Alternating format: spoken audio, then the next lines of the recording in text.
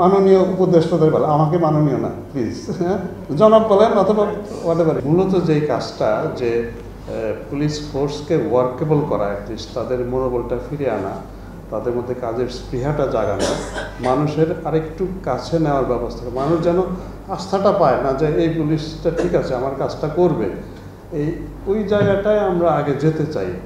আমি সামনের সপ্তাহ থেকে আমি প্রতিটা অন্তত বিভাগে গিয়ে ফোর্সের সাথে কথা বলতে চাই, তাদের কথাটা শুনতে চাই। তাদের মধ্যেও কিন্তু অনেক মানে হতাশা আছে, ক্ষোভ আছে, তো সেই জায়গাগুলোও দেখতে চাই। তো এই পর্যায়ে নেওয়ার পরে পরবর্তীতে হয়তো বা ইলেকশনের বিষয়টা, নির্বাচনের বিষয়টা আমরা চিন্তা করব। তবে একটা জিনিস আমি আপনাকে মানে ব্ল্যাঙ্ক চেক দিতে পারি যে নিরপেক্ষ নির্বাচন করার ক্ষমতা, মানে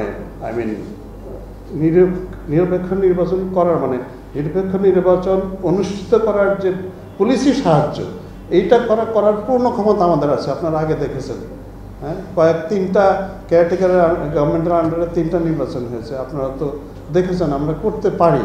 সেই পুলিশই তো আছে, কিছু রিটায়ার করে গেছে, আবার কিছু নতুন হয়েছে।